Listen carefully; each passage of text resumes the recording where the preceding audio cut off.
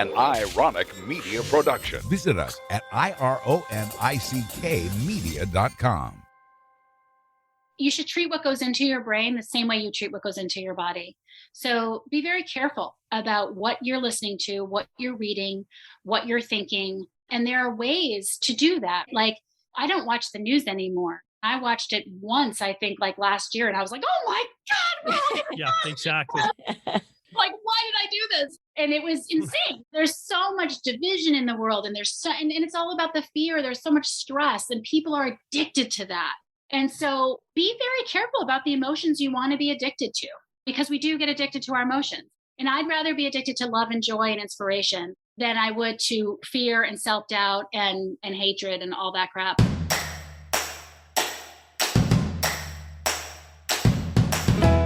Hello, everyone. This is Chris and Lizzo. We are a brother and sister team. And on behalf of the Charcot-Marie Tooth Association, a.k.a. CMTA, we are coming at you. Coming at you from coast to coast. I live in California and Chris is in Vermont. That's right. And we've got another fantastic episode of our famous podcast named what, Lizzo? CMT, the number 4, me. That's right. CMT for me, a comprehensive podcast that's going to cover all aspects of CMT. This is an opportunity to give the individuals with CMT a voice to express their challenges and, more importantly, their inspirational stories. Great intro, Chris. I have a question for you first, Chris, though, before we get into this interview. Let us shoot. Go for it. Why do I need an appointment just to talk to you? Your busyness level is like off the charts. I am one popular person, right? Boy. Everyone's standing in line just to chat with me. And let me see, you're number 168. So take a seat because it's going to be a while, girl. I don't even get like a pass because you're my brother. Negative. I think you're delusional. Anyway, I know you like to be busy. You're not a standstill kind of guy. You're always on the go. Hey, in any of your leadership trainings, like, have you ever taken the Enneagram? Nope. Did you say Candygram? No, the Enneagram. Oh, well, what exactly is this, Lizzo? So it's a test. It kind of determines personality typing and describes patterns on how people interpret the world and manage emotions. I'm a 7, if you really are interested and got to know. And the 7 is the enthusiast. Interesting. This does remind me a little bit about this DISC profile personality test I took about 15 years ago. In summary, I'm a psychologist dream patient. So much to address with me, Lizzo. So much to address. A dream patient or a nightmare patient? A dream patient, maybe, because you're going to make a lot of money if you actually go. A lot. Yeah. So I got to agree with you. So I have a coach also, and I've been trying to figure out how to be more authentic and true to myself. Type 7s in the Enneagram fear experiencing emotional pain, especially sadness, and actively seek to avoid it by staying busy. That doesn't sound like me, right? That's a type 7? Yeah. That's just part of it, just a little part. But all right. Well, listen, that is not me. I do feel I can be in touch with my emotions. Just sit down, watch a movie with me, my daughter, my son, my wife, and I just start crying right there. Bawling. True. Like every cycle event, every podcast, I actually love how deeply you feel. I think I wish I had that. I would worry about you if you didn't choke up during every podcast that we do. Yep. Those are emotional times. So have you worked with a coach before? Yeah, a lot of times over my career. And listen, things I took away from that: be true to yourself, understand your weaknesses, which now I call opportunities. Be positive, be a good listener. Think about your legacy. How do you want to be a better person, a better coach, a better leader? And how do you pull that off? So it's pretty cool. I definitely have not mastered those things, though. Oh my goodness. I thought that you had mastered it. I'm like, I have a way to go. I can't even cry. And I'm just working on that. Anyway, Chris, maybe our next guest can help us out. I sure hope so. I hope so too, but this isn't going to be a therapy session, although I think we need one. So Abby Havermann, she's a coach, author, and speaker for high achieving women. She's been a psychotherapist for 15 years, and she spent 12 years as a financial advisor. I could also use that. But she turns her challenges in life into learning experiences to grow and help others grow, to work toward the greater good. That is awesome, Lizzo. I will say to all our parents out there raising a child with or without CMT, this podcast is for you. So get ready, folks. Good day, Abby. Oh, sorry. I had a little English accent. I don't know. Abby reminds me of like the Beatles album, Abbey Road. My apologies. I like speaking in a British accent. So. Yeah, I have to keep him in control. Like he'll just go off in the British accent. So easy to just go, hello, Abby. Okay. All right, here we go. All right. Jump into our Boston accents. I could do that. Yes, you could. Boston. Good point. So listen, welcome to our podcast. We're so psyched to have you. Thanks for taking the time. Thank you for having me. You got it. So tell us a little bit about yourself, Abby. I retained when I looked at your stuff, empowering women was your thing. Dr. Joe Dispenza, neuroscience of change. That's a lot of words, a lot of things. Like, tell us about yourself. Well, I started my career as a psychotherapist, as you mentioned, and I took a detour and spent a decade in finance, which was a family business, but really came back to my roots to become a coach. And one of the things that I do, in addition to executive coaching and personal coaching, is about 130 trainers around the globe who are certified to teach the work of Dr. Joe Dispenza through his NeuroChangeSolutions company. And when I got involved with Dr. Joe's work, it brought science to everything I've sort of always intuitively known. And it just made a lot of sense to me. Oh, that's so cool. I do leadership training and whatnot in organizations and to open groups. And that's where all the neuro comes in. It's all his work that I train and use in my coaching as well. Awesome. So Abby, tell us just again, outside of your professional career, you do have a son with CMT. Tell us a little bit about your family and his name and what type of CMT does he have? I'm on my second marriage. My husband and I met when we each had a 3-year-old boy. Okay. And those two boys are now 18. And so we had a child together whose name is Jaden.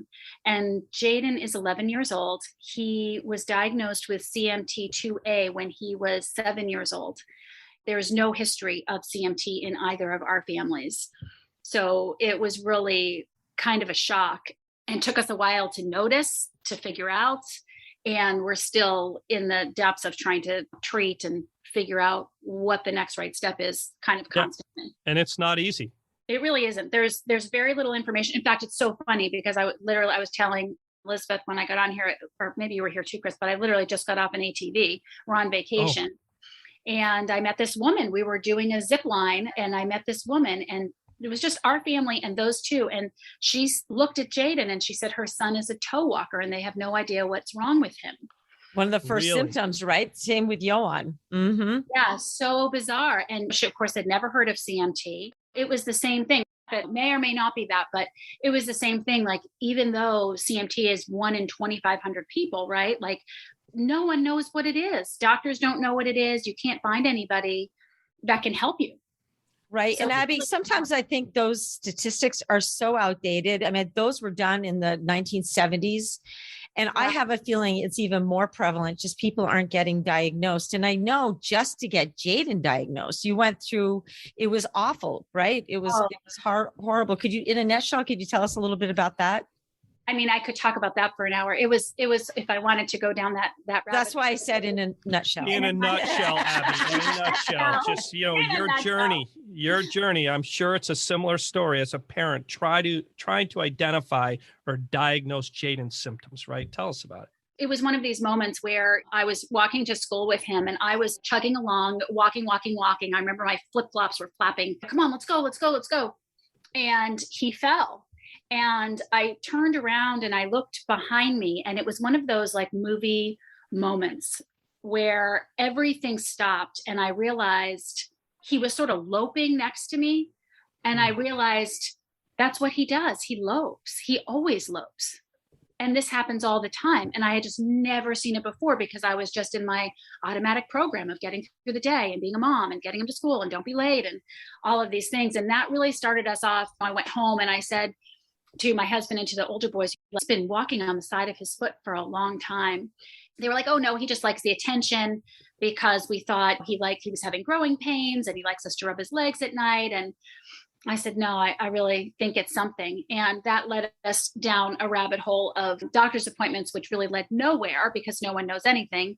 Finally, they referred us to Children's Hospital, who also had no idea and put him through some very painful tests, ultimately 2 MRIs, was insisting they had no clue what it could possibly be. And then they did 1 gene panel finally, and it was right there. And you could have Googled his symptoms. I wish that I had, and it would have said, this is the gene, this is the problem. But there just was no awareness of it. And that sounds right, Lizzo. I mean, we hear this story all the time, just challenge navigating through this complex matrix and web, right? And sometimes I don't understand that, Chris, because when I started at the CMTA 18 years ago, we had like 3 or 4 centers of excellence. Now there are like 25 to 30 all over the country, but people are still not getting to the right places. And I guess when you don't know that it's CMT, you don't know where to go. If you have it in your family, you know it's CMT, then you can look it up. But in this case, and in our case, we had no clue. Right. And Abby, I think you mentioned, didn't you find the CMTA through this journey? I did find the CMTA through this journey. Yeah. And that was really where I got the most help that I ever got. And in fact, I kind of lost touch with them a little bit, and I'm heading back in that direction because I'm at another standstill, not knowing what to do. And that has always been the place where I got the most information. I mean, even at this, we took him to Iowa, we took him to the premiere, and they didn't even know what they were looking at. I mean, they gave us a trajectory that doesn't look anything like what's actually happening. So it's challenging. They don't promote surgeries. My best friend is Jaden's surgeon. It's the only doctor we have. So then you're talking about surgery, and surgeons want to talk about surgery, and PT wants to talk about PT, and neurology wants to talk about neurology, and you're trying to put it all together, and you are on an island. And that's the cool thing, Lizzo, I'm sure, which is nice about the CMTA, is there's specialists in all of those areas. And we're always trying to bring them together to better just collaborate and work together to help potential patients and individuals trying to navigate as you did. So, yeah, it's amazing. So, Abby, I have a question. You have a background in psychotherapy. You have a way of looking at the world. How has that influenced your parenting style? Has your parenting style with Jaden changed between your 18-year-old and your 11-year-old? Oh my God. Tell me a little bit about that transformation, what you've learned and how you apply that. Oh, well, if I could do my 18-year-old over again, not that he's not fabulous, but if I could do me over again, I would absolutely 1,000%. That's not to say that I don't still fall back into the same programs that I have, but it's a whole different way of looking at the world. My kids now, and my older one knows this, it's just past his formative years, but really paying attention to the words that come out of your mouth and what is the most important thing, right? Of course, with Jaden having this disease, you automatically start to think what's most important. Like, he's going to miss a week of school. This is the first week back to school right now, but we're like, who cares? I don't care. When he started school this year, I said, I don't care if you learn how to dissect a frog. I really couldn't care less. What I want you to be able to do is I want you to be able to emotionally regulate yourself. I want you to be able to manage what comes up for you in your life. And he has some higher mountains to climb than the rest of us. But essentially, that's really the goal. You can turn the focus in on yourself if you can emotionally regulate yourself, because we are in stress 70% of the time. And if you can recognize that, get out of it, and allow your brain and body to be in a much better place to problem solve anything, to me, that's really where it's at. Prior to, sadly, when I was much younger, it had a lot more to do, not only with just not being conscious of that, but a lot more to do, am I doing it right? What do people think? How is he behaving? How do I look? This was all a very unconscious program that I had running, but that I think a lot of women do. How do you put that in practice, though? Like, Jaden, can you emotionally regulate yourself? That's a lot of words, and he'd probably yeah, I'm 11. We don't use those words. We don't use that words, but we do a lot of meditating in our house, a lot of breath work in our house. He sees us meditating all the time. In fact, I just took a picture of him the other day because I walked into the living room and he was sitting there Indian style or crisscross applesauce with his hands in meditation pose. He had a candle lit in front of him and his eyes were closed. And he was just sitting there meditating. So a lot of times, I think I mentioned to you guys before, like, Jaden has a tremor in his hands. And sometimes I'll just ask him, can you bring some presence to your hands? and he will start to breathe in and out of his heart. And sure enough, his hand will stop shaking. And when he sees himself do that, the power that he realizes he has inside of him, and that's what everybody's trying to hide from us, right? The power that we have inside ourselves. That's what nobody wants us to know. And so what I try to raise Jaden with is this sense that it's all in you. Everything you need is inside of you. And yes, you were dealt a difficult hand and you have challenges. But the question is, how do you want to live today? We do it all the time, right? I mean, you can be in a crappy mood. Like after we saw him on the beach here and we were all so shell shocked, just watching him struggle. And the beach is like down a cliff here. And I mean, it took a long time for him to get back up. And he was like, I am not going back down there at like the whole vacation. It was day one. And I don't expect that he will, but the rest of us kind of walked around just like, whoa, like we've been in denial to some extent, to the level that he has digressed. You want to spend time being miserable. You want to bicker with your spouse and just be irritated. It really takes an active will to pull yourself out of that place, because what is at stake if you don't?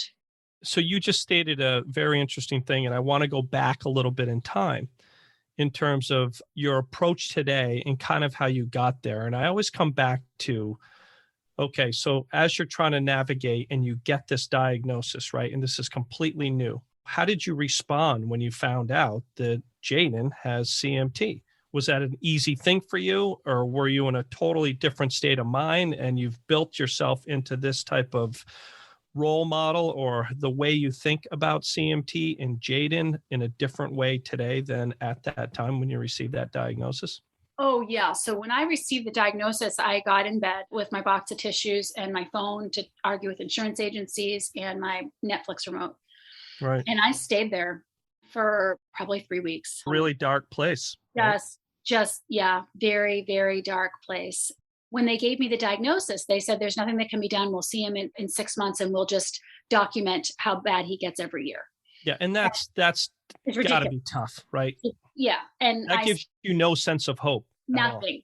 And I said, well, how about an orthotic? I mean, any hobo on the street could see the kid needs an orthotic. And so he doesn't, nope, there's nothing that doesn't help. So I really was at ground zero. But I had to get out of bed because I had signed up for this year-long mastermind to tell story on stage. And it was really expensive, insanely expensive. And so I knew that I was going to get on that plane with my husband a couple weeks later. And really what happened was when I got there, I was in such a low place. When you get into those really low places, it increases your insecurity and you start to compare yourself to other people. At least I do. And it was already a bad habit that I had. And so I'm looking at everybody. Oh, that person is this. She's thinner. He's got more money. They're going to get more out of this. Da, da, da, da. I'm going home to this life that has now just been destroyed because it came at the same time as my sister-in-law dropped dead. There was 2 cancer diagnoses in my family. My husband was diagnosed with heart disease. Like the bottom fell out this 1 week.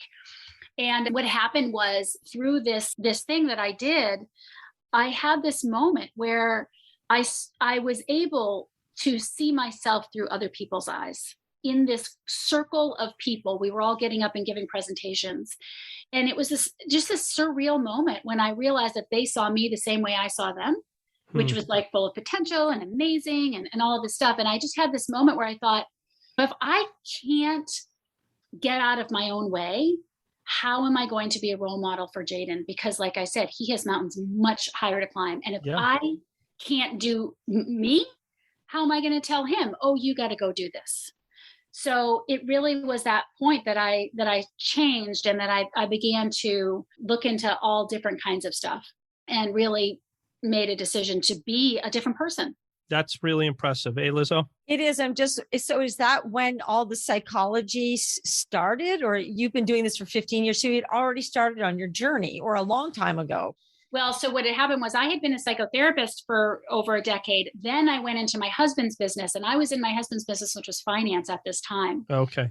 And I was not happy. I've been in that business for 12 years. And I was like, I want to talk to people, but not about money. This is not interesting to me. And I had spent like 4 years before that. I was just kind of in my own way. I wanted to be writing. I wanted to be doing something else, but I didn't know what I wanted to do. And I felt guilty leaving the business and I had all this stuff. And it was in that moment that I was like, No, I need to do what I'm put on this earth to do. And that's that. When I finally got out of my own way, I got a coach, I wound up really where clearly I'm meant to be. And not everybody can do that. I think it's really interesting to be in a like, finance position and really coming to realize like, this isn't what I'm meant to do. And how do you put your time to better use that benefits you and members of your family and people around you? It's pretty cool. So another thing, Abby, is you said I wanted to be there for him and I wanted to be a role model. And I don't think, and maybe I'm mistaken, but sometimes I think that parents don't understand what a role model they are for their kids. Like I just remember having Johan's diagnosis. I was a wreck, but I knew if I continued to, it's like, okay, I don't want to treat him with sympathy, just with empathy. It's hard to do. You have people around trying to do things for him. Like, what do I want to do? But the calmer we were, and we did the same thing as you, took him out of school to go on vacation. We don't know what his life is going to be like. And we still don't know, but we didn't know then what we know now. And we're so glad that we went to Tanzania and did all these trips with him because it was so educational. But somewhere you have to accept the diagnosis. And I don't know if Jaden accepts it or doesn't accept it, or if you accept it, which is a kind of a weird word, but you have to live with it. You can't make it go away right now. And this is where we're going. We're moving forward. I guess it's a long-winded question. It's more of a comment, but how important? I'm like, is a question coming, folks? Everyone's in suspense on the podcast. Here we go. Drum roll. That was a comment. So I was just saying, how important are role models in your life, in Jaden's life? And does your husband subscribe to the same philosophy as you do?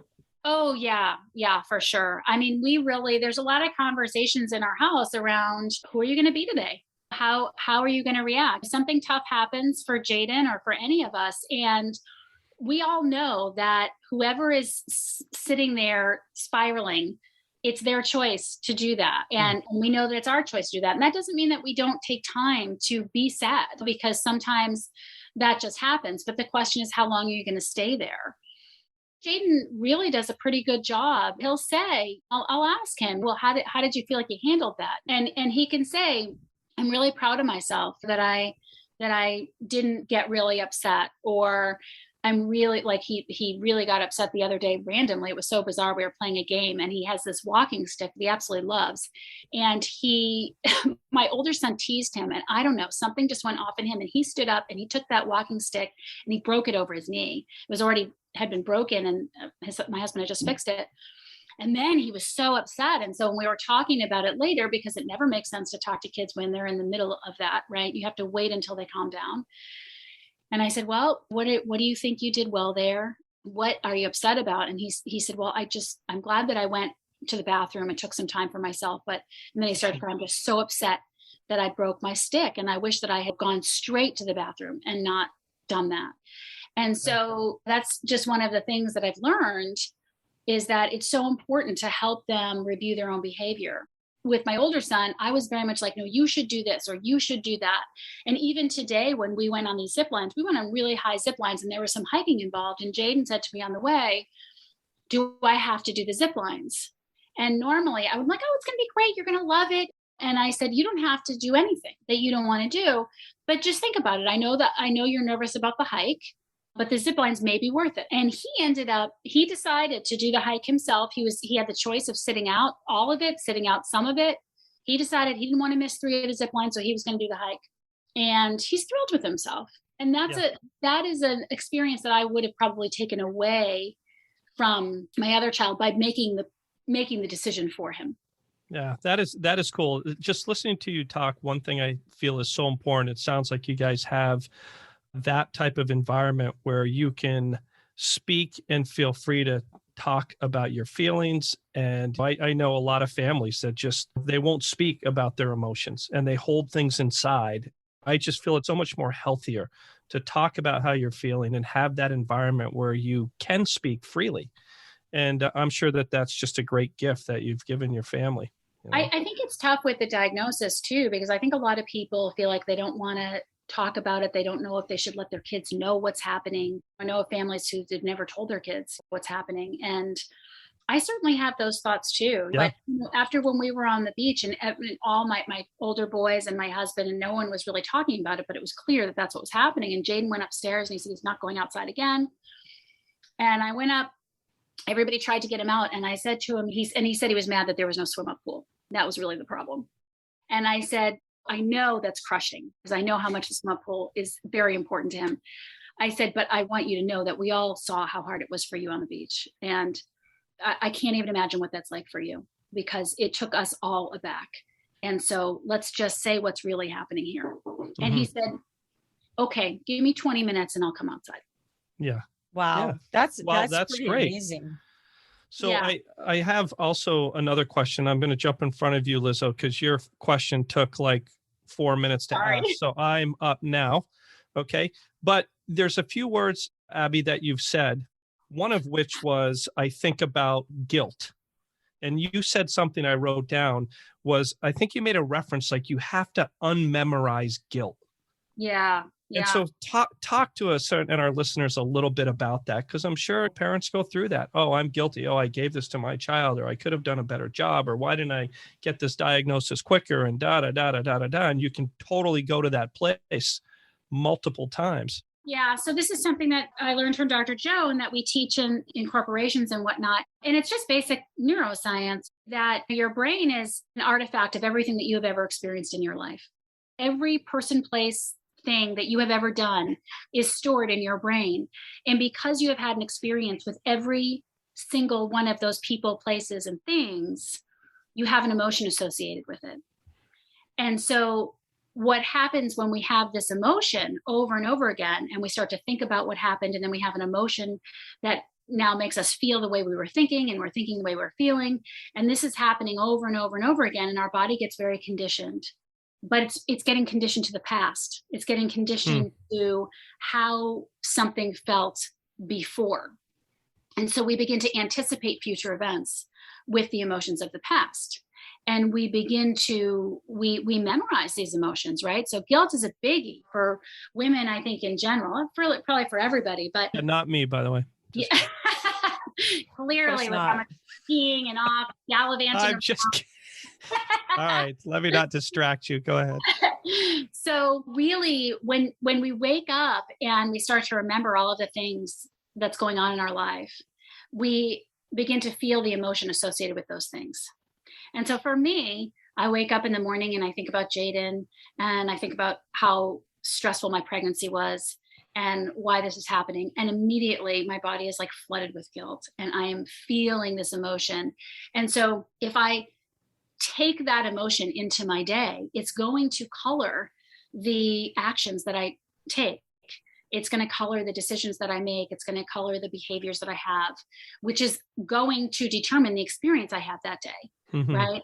And so I spent a lot of time unmemorizing guilt. And I really feel like it's in layers. I mean, say that I'm done, but I remember the first day that I unmemorized guilt. It was when my older son actually had a double header and I didn't pack him a lunch, and he didn't have any food. It was 80 degrees. It was in the middle of 2 games. He was starving, and I had to leave to go to a meeting, and he had no food. And all the other mothers were out there getting out their sandwiches and the grapes and the Sunny D and everybody. And I'm like walking down the stadium in my, high heels. And I said, honey, you did such a great job. He said, do you have any food? I said, oh God, I don't. And we had told him over and over again how to pack lunch. He never did it. And so normally I would be pulling a Cliff Bar out of my bra. I'd be running to the store. Whatever he needed. And at this one time, I had been so focused on memorizing guilt that when I got ready that morning, I wasn't thinking about what he needed. I was thinking about what I needed. And so I left that game with more energy than I ever had prior to that, because I was not draining so much energy in guilt. And he's here today. He's fine. I'm sure some of the other mothers said, oh God, can you believe her? And they gave him a ham sandwich and everything was fine. What a terrible mother. She didn't pack lunch for her child. I can't believe that. That's like one of my greatest achievements. It wasn't that I wrote a book or anything. It was like that I did that. Yeah, that's cool. So my son will just remind me of that constantly for years and years to come. Do you remember that day didn't pack my lunch. Do you remember that day? I'm like, I'm trying to trying to not memorize guilt. Okay, yawn. But Right. do you remember? So, so that's great that they don't come back at you. I'll have to talk to No, you they later. do, but I unmemorized guilt, so it doesn't bother me. Okay. No, that's great. awesome. Okay. I just learned something. That's great. Yeah, me too. So I looked over your website, your blog, your videos. You have so much out there. You're very industrial in what you do. So I was wondering why you don't write about your experiences parenting Jaden and your experiences with CMT. I don't even see in your writings that you have a son with CMT, or you even have a son. Maybe you do, but I just kind of looked it over. And I think that'd be so helpful for so many people. Is there a reason behind that? And I don't want to put you on the defensive. Why aren't you writing about it? Because we need that. Yeah, it's so funny because I was just thinking about my next blog and I was going to title it, I Don't Talk About This Often, and maybe write something about the beach. I think when you write, when one writes, it's important to be at a place of distance from it to some extent. And I have written some pieces, like I do write about it often in writing groups.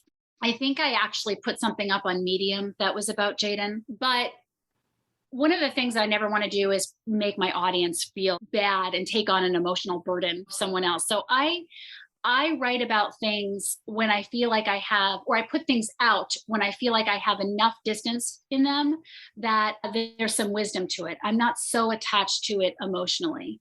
I do write a lot for therapy about him, but I've had another message that I've wanted to get out for a long time, and is 20 years in the past. And that's been what I've been writing about. But it's funny that you mention it because I've been thinking I'm in a place where I think I could start to write about this now. That would be fantastic. Fair enough.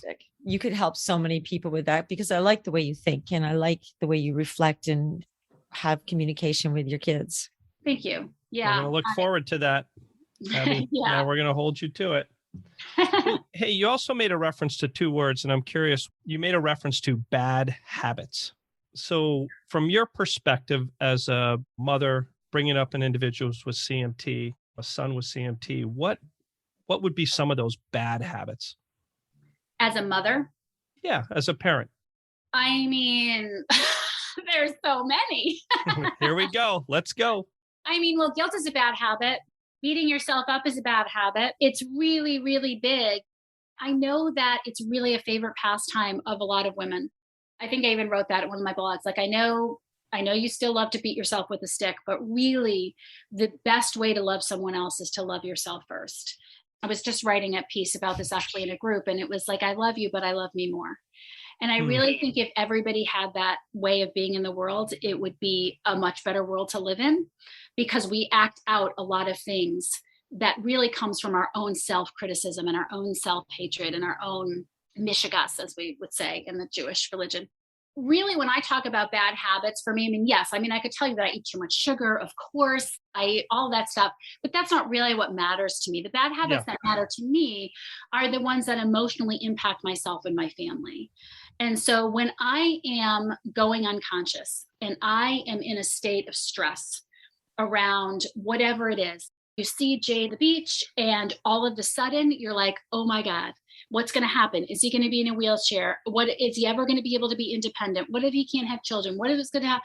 Your mind goes there so fast.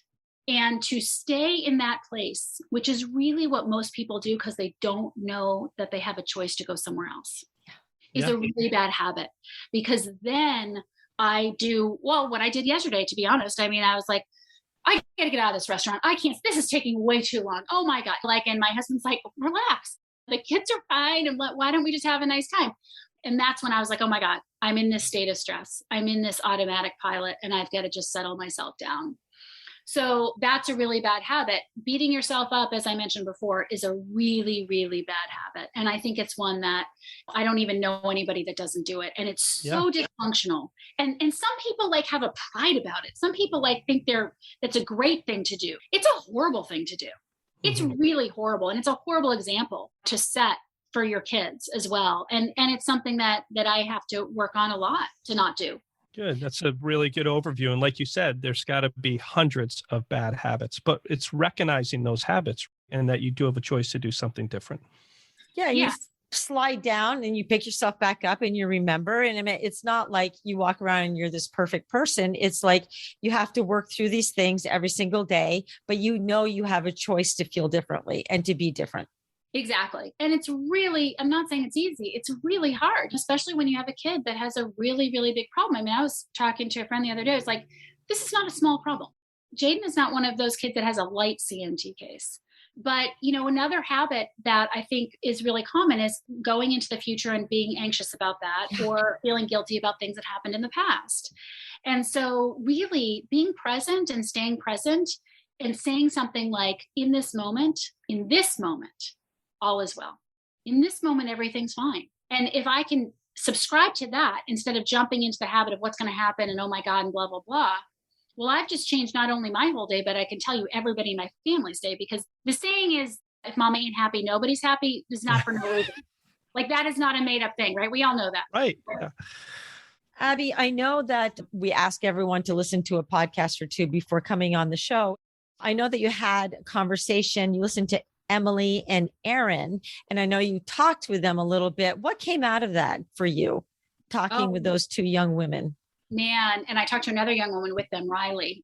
It was really, really helpful. I mean, as soon as I heard that podcast, and I told you guys this, it really changed a lot. I mean, this podcast is really amazing because it wasn't a small thing. I mean, Jaden we need to get braces for him again. And one of the things, and he was adamant against it, I'm not going to do it. And these things cost money. Like they're $2,000, right, for these braces. I mean, we spent $40,000 out of pocket last year on medical expenses.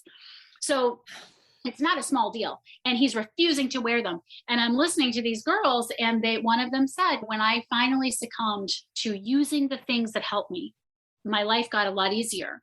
And when I shared that with him, it opened the door just a crack to get him into the appointment. And then, of course, when he found out he could design his own ones and patterns and all that, he sold. But it was a big deal. And so when I spoke with them, I really asked them, because I have so many questions, like what would have been best for you when you were in middle school? Like, what did you want your parents to do? Because I'm just lost a lot of the time. Should I make him do more? Is it okay for him to do less? How much exercise should he get? So really what came out of that was a lot of information about the best ways to handle things, a lot of validation. And also the greatest thing is they just kept talking about camp footprint over and over and over again. And they were like, that is the bottom line, like to go to a camp and be able to be with kids that are like you. And they're talking about how they're climbing walls, but they would never do, except that everybody around them is doing it and they're all like them. And so, of course, I get right off the call and typical, I'm like, Jaden, you're going to go to camp, And he's like, absolutely not. I am not doing that. And then I said to him what they said. And he was like, I'll go. Just like that. So cool. It's so cool. And of course, it's going to be another week out of school. I couldn't care less. Exactly. This is the most important thing for him. Truly the most important thing. Well, that's awesome. That's great. And they are great. Emily and Aaron are awesome people. We've got a really good connection with those guys. And Camp Footprint is amazing. Yeah. It's transformative. It really, really is. So I'm glad he's excited for it. It sounds like everything changed for them when they went there. That's cool. I was driving today from Massachusetts to Vermont, and this commercial came on, and I thought about our podcast today and you, Abby, and I'm curious your comments on this. It was, I don't know, it was a quick clip, and it said, a mom can be like the first responder. She can be a hero or a villain all in the same day. And really a mom's legacy are the values that they instill in their children. So any comments to that? Yeah, I mean, one of the things that I was just thinking while you were talking, and I'll just say this because it's what came to me, but I wrote a blog once called Serenity is the Only Emergency. Your serenity is the only emergency. And I learned that, I think, someone said that in an Al-Anon meeting once to me. And it's so true that if you treat your state of being as an emergency at every point in the day, then it's going to make everything better. Because you could even argue that if your child just broke their arm right in front of you, if you are in a state of serenity, if you're in a state of homeostasis, if your body is calmed down, you are going to be able to respond to that much better. You're going to be a kinder person. You're going to be a nicer person. You're going to be more interested in the greater good.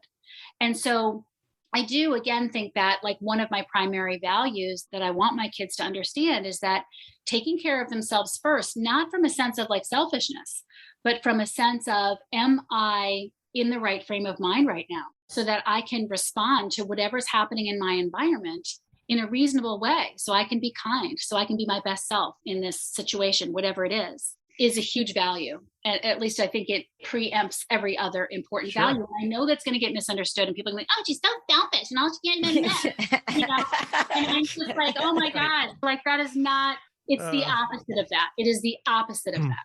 No, as I sit here listening to you, I'm thinking, okay, it's a present. I got to live in the now, but I wish you had been in my life 15 years earlier. 15 years earlier. Right. Since we're getting towards the end, what advice do you have for other parents going forward? One of the biggest pieces of advice I always give is, and this is with anything, you should treat what goes into your brain the same way you treat what goes into your body. So be very careful about what you're listening to, what you're reading, what you're thinking. And there are ways to do that. Like, I don't watch the news anymore. I watched it once, I think, like last year, and I was like, oh my God. Yeah, exactly. Like, why did I do this? And it was insane. There's so much division in the world, and and it's all about the fear. There's so much stress, and people are addicted to that. And so be very careful about the emotions you want to be addicted to, because we do get addicted to our emotions. And I'd rather be addicted to love and joy and inspiration than I would to fear and self-doubt and hatred and all that crap. So one of the things that I do often, if I'm having a bad day, by no means am I saying that I don't have bad days. I do. Like, it's tough. This isn't easy. One of the things that I will do is I'll listen to a podcast. I'll listen to a podcast of something that is going to be not just uplifting, but it's going to remind me that I am the creator of my life. It's going to remind me that I have a choice of how I want to think today and who I want to be today.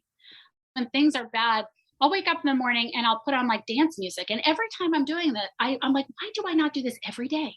Why don't I remember to do this every day? It puts me in a completely different state of mind. Mm-hmm. So barging into kids' rooms and being like, you're late. I can't believe how hard is it to be on time. I just walk in their room and I start to like, how different of a day is that kid going to have just based on me? So that's one piece of advice I give. Breath work, I always want to say it's not brain science, except that it is.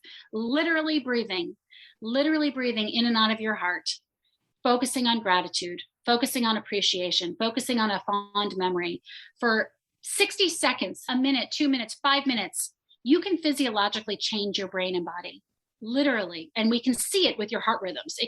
I have actually a device from HeartMath that I use that I can literally see my heart rate values change as I'm breathing. And you can do it while you're talking to somebody. It doesn't even have to be a big deal.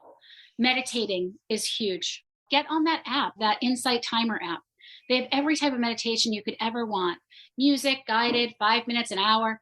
Spend time going inside so that you can begin to become more conscious of the thoughts that you're having that are really derailing you all day long. Yeah. Abby, if somebody wants to know more about you or would like to work with you, where would we send them? What is your website, or where would you go? My website is www.abbyhavermann.com. It's abby@abbyhavermann.com. I would love to connect with more people around this. Okay, well, be careful, because this was such a successful podcast. Once people listen, you are going to get flooded with emails in your inbox. So be ready. You might regret it, but maybe not. It's just some of the most rewarding work. I mean, when people can really realize the power that they have, it's pretty incredible. Yeah. Well, you've inspired me, I tell you. Same here. I'm serious. I have been thinking, what do I do right after this podcast? Right. And how do I change my thinking? Life can be stressful, but it doesn't have to be, right? It's how you deal with those things. Great words of wisdom for everybody. And we are so fortunate to have you on this podcast. And thanks for sharing your experiences and look out on life, and just very, very inspirational. So thank you. Well, thank you guys. And thank you so much for this podcast. Like I said, it's not a small thing. It's not easy to get an 11-year-old to get braces on. It's a big deal to have that be able to come into our house via a podcast and change his attitude around that. You guys have no idea. It's well, thank you. Really big. So now thank you my so much. emotions are coming. I'm starting to get teary-eyed. So that's the type of person I am, folks. And I love it. I love that. Awesome. Well, thank you, Abby. Thank you. Thank you so much. It's really, really great having Really you. And we'll awesome. be in touch. I hope we can stay in touch after this. So, hey, Lizzo, as we transition, if someone wants to learn more about CMT, where do they go? Well, that's easy. CMTAUSA.org. You got it. As I always say, it does take a lot of money to fund research in order to find a cure for CMT. So if someone was so inclined to generously donate to our cause, how would they do it, Lizzo? Same thing. Go to CMTAUSA.org and hit the donate button. Nice. So to our listeners, do you have a good story? Would you like to tell your story on our CMT for Me podcast? If so, write to us at info@cmtausa.org and pitch your idea. We want to hear from you. And if you know somebody that might want to be on our podcast, let us know that too. We're looking forward to hearing from you. All right, folks. And Lizzo, it is time to go. It is time to go. Hasta lasagna. Don't get any on ya. Oh, my God. Until next time, listeners, I love it. Adios.